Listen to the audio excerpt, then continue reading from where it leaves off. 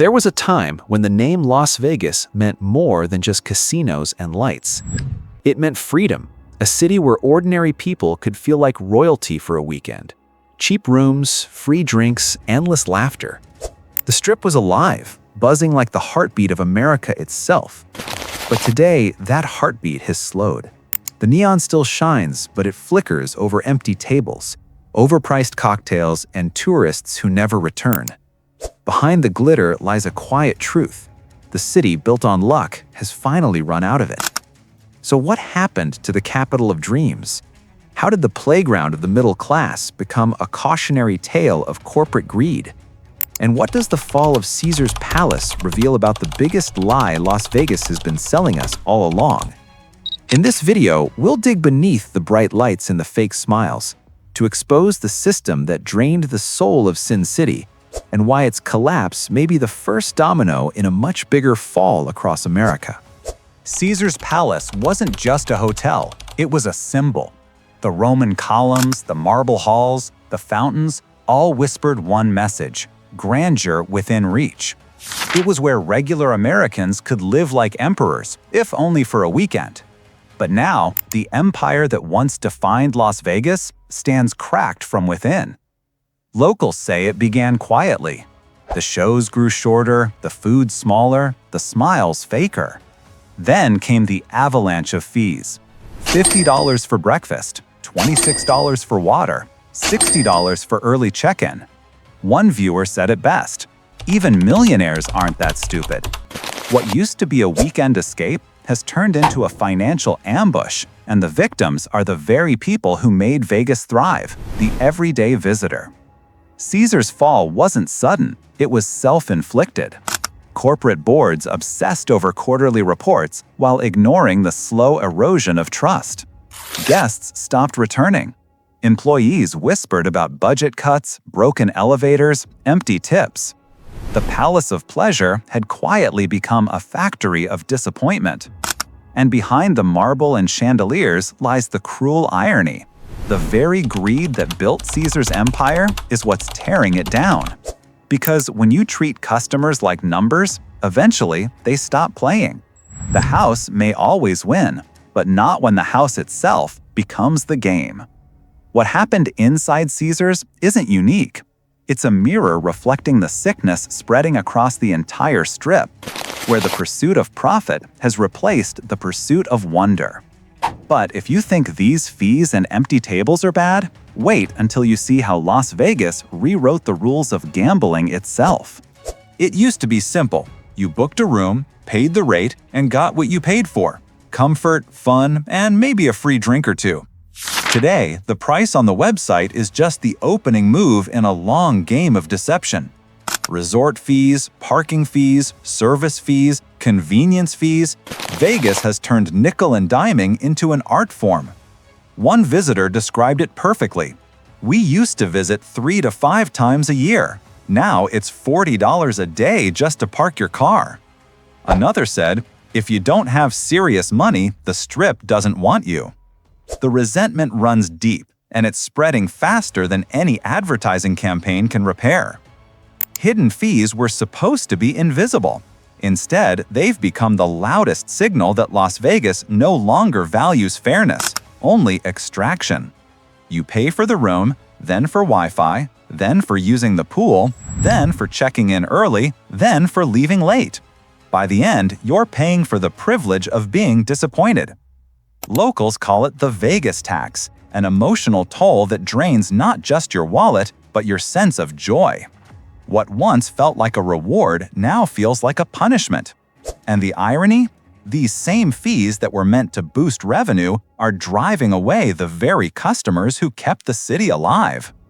One viewer said it best: "You can milk a cow for years, but only slaughter it once." The corporations behind the Strip have slaughtered their own golden cow. Tourists are fleeing to cheaper destinations: Laughlin, Lake Tahoe, even Mexico, where hospitality still feels human. For decades, Vegas sold the illusion of generosity. Today, it sells scarcity wrapped in neon. But greed doesn't stop at your hotel bill. It's crept into the games themselves, where the house has found new ways to make sure the player never wins. And that's where the betrayal cuts deepest. Behind every slot machine and shining chandelier, there are people, the dealers, bartenders, cleaners, and waiters who once kept this city alive. For decades, they carried the heartbeat of Vegas, smiling through long shifts, surviving on tips, and believing in the magic that made this city different. But now, that heartbeat is fading. One former cocktail server said it best, "We used to make $300 in tips a night. Now I'm lucky to make $60, and the drinks cost twice as much." Another employee added, "They tell us to smile more, even when guests yell about the prices." These are the voices you don't hear in the glossy commercials, the workers watching the dream die from the inside. Corporate cost-cutting has turned hospitality into automation. Self-check-in kiosks replaced receptionists. Bartenders are replaced by machines. Room service is temporarily unavailable. The city once known for personal connection now runs on corporate indifference. The warmth that made Vegas magical has been replaced by a cold, mechanical efficiency, profit without personality. And when the workers lose hope, the magic collapses with them. They used to take pride in making guests feel like friends. Now they feel like disposable parts in a machine that doesn't care if it breaks. The same city that promised opportunity is now cutting hours, slashing benefits, and telling people they're lucky to still have a job. A local taxi driver summed it up perfectly. Vegas isn't dying overnight, it's losing its soul, one shift at a time. And that loss runs deeper than the empty casinos. It's the quiet despair of the people who built the illusion, realizing that they've become invisible in their own city. But if the workers are struggling, the tourists are reaching their breaking point, and what they're saying might be even more brutal. Once upon a time, Las Vegas promised the ultimate escape, a playground of chance where everyone had a shot at winning or at least feeling alive. Today, that promise feels broken. What used to be excitement has turned into exhaustion. The city that once greeted visitors with open arms now greets them with hidden charges and silent slot machines. Tourists aren't shy about saying it. "Vegas isn't fun anymore, it's corporate now," one commented. Another wrote, "If they rip you off at the hotel, why would you trust the casino?" And that's the sentiment echoing across Reddit, TikTok, and TripAdvisor. People aren't just losing money, they're losing trust. What used to be a place of generosity has turned predatory. Slot machines have tighter odds, free drinks are rare, and every comped meal seems to come with a catch. Players say bonuses barely pay anything now, and blackjack tables are rigged with 6-5 payouts instead of the fair 3-2. The house hasn't just raised the stakes, it's rewritten the rules. "I spent $1,000 and won nothing," one visitor said. "I could have gone to Europe instead." That line captures the new Vegas perfectly. Expensive, soulless, and uninspiring. The laughter that once filled the casino floors has been replaced by the dull hum of machines and the sighs of disappointed guests. Even those who love the city are heartbroken.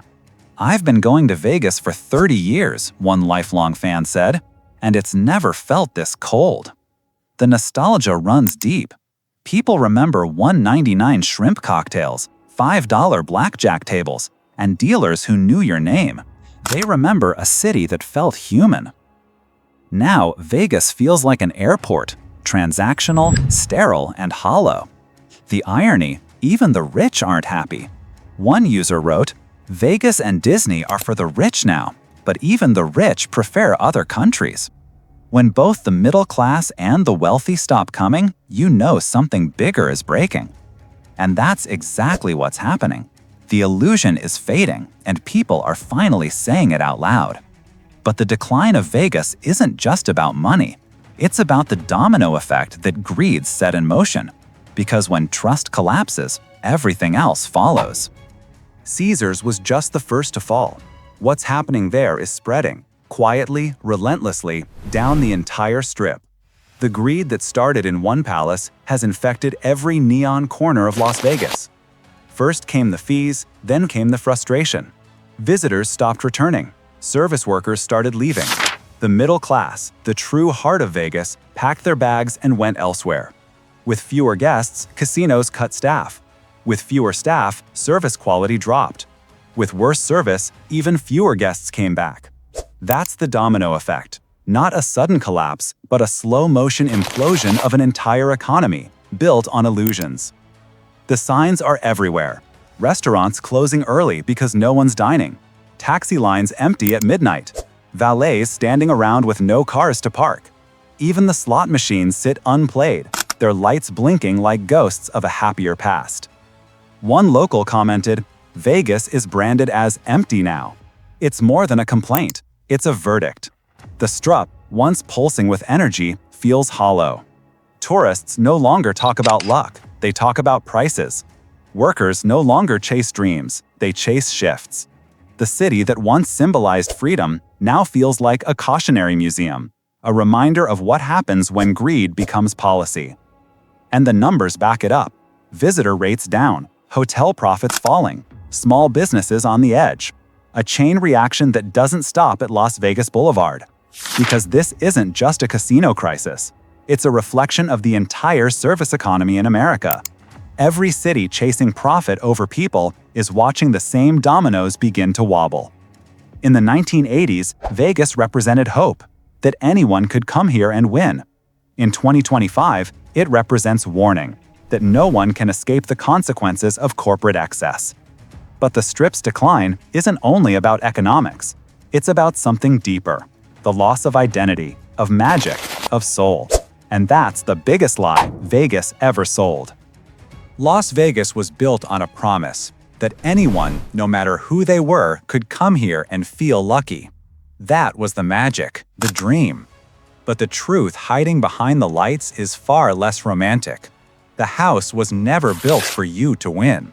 It was built for you to keep believing that you could. Today, that illusion has finally cracked. The smiling dealers, the free drinks, the endless fun, they were all part of a brilliant illusion. An illusion that only works as long as people still believe. But when greed took over, when every experience became a transaction, the spell was broken. Vegas didn't just lose money, it lost its meaning. One viewer said it bluntly, "Corporate greed is killing America, not just Vegas." And maybe that's why this story matters. Because it's not just about one city. It's about a system that rewards extraction over experience, numbers over people. Vegas is no longer the exception. It's the warning label on the American dream. The neon lights still flash, but they no longer promise escape. They're a reminder that even the brightest illusions burn out when they're powered by greed. The city that once symbolized luck has become a monument to loss, not of money, but of soul. And maybe that's the biggest lie Vegas ever told us, that what happens here stays here. Because the truth is, what's happening here is happening everywhere. So what do you think? Can Las Vegas ever find its soul again? Or is this the future every greedy empire is doomed to face? Let me know in the comments below.